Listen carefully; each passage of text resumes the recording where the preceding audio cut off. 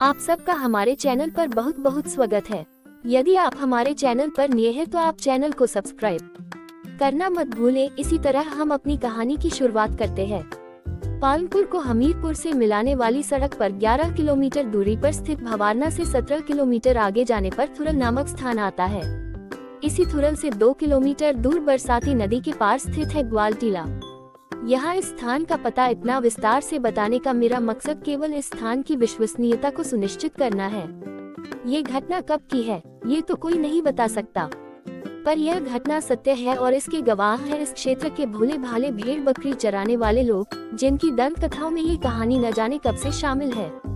कहानी बस इतनी सी है कि इस ग्वाल टीले के पास से एक बारात डोली लेकर गुजर रही थी। पुराने समय के लोग पैदल ही पालकी लेकर जा रहे थे। चढ़ाई चढ़ कर आ रहे लोग और कहार हाँफने लगे थे।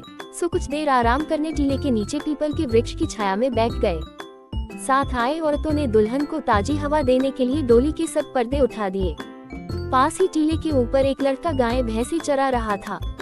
चरवाहे को यहाँ ग्वाला भी कहते हैं। तो बात कुछ यूँ हुई कि खूबसूरत लाल दुपट्टे का घूंघट काढ़े बैठी दुल्हन को देखकर उस ग्वाले के मुंह से बेसाख्ता निकल गया, आर जरारी पार जरारी, लाल गुंडे वाली मेरी लाड़ी। अर्थात इधर झाड़ी उधर भी झाड़ी, बीच बैठी लाल घूंघट वाली मेरी लाड़ी पत्नी। बात इस तरह कही गई कि नवविवाहिता ने सुना, उसकी सखियों ने सुना और करते करते बात दूल्हे और बाकी बारातियों तक जा पहुंची। उनमें नोक झोंक आरंभ हो गई। किसी ने ग्वाले को ताना मारते हुए कहा कि इस सुंदर लाड़ी का इतना ही शौक है तो इस टीले से छलांग लगा दे, देखे तेरा प्रेम सच्चा भी है या नहीं। बात मजाक में कही गई थी, पर चरवाहे को भी जाने क्या सूझा। उसने आप देखा न ताव, झट ऊंचे टीले से गहरी खड्ड में छलांग लगा दी। जब तक कोई समझ पाता, ग्वाले के प्राण पखेरु उड़ गए थे। अब तो बाराती घबरा गए। वे अपना डेरा उठाकर वहां से भागने की तैयारी करने लगे।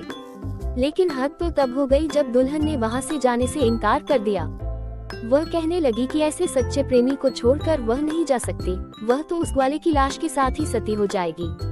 लोग उसे समझाने लगे, परिवार की इज्जत का वास्ता भी दिया, पर लड़की ने तो जैसे जिद पकड़ ली।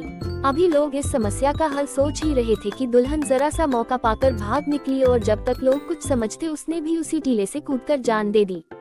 अजीब सी बात थी कि दो लोग तो एक दूसरे को जानते तक नहीं थे, जिन्होंने एक दूसरे को देखा भी नहीं था, इस तरह एक दूसरे के लिए प्राण दे बैठे जैसे एक दूसरे के लिए ही बने हों। बारात का जाना रुक गया। आने जाने वाले भी इन अनजाने प्रेमियों के सम्मान में रुक गए। उन्होंने इन अपरिचित प्रेमियों का दाह संस्कार एक ही चिता पर रख कर दिया। बाद में उस स्थान पर गोल गोल पत्थरों की समाधि बना दी गई। जो भी इस राह से गुजरता उन प्रेमियों की श्रद्धांजलि स्वरूप एक पत्थर यहाँ जरूर लगा देता। ये कौन सी परंपरा थी, क्या था, किसी को नहीं पता, कोई कुछ समझ नहीं पाया।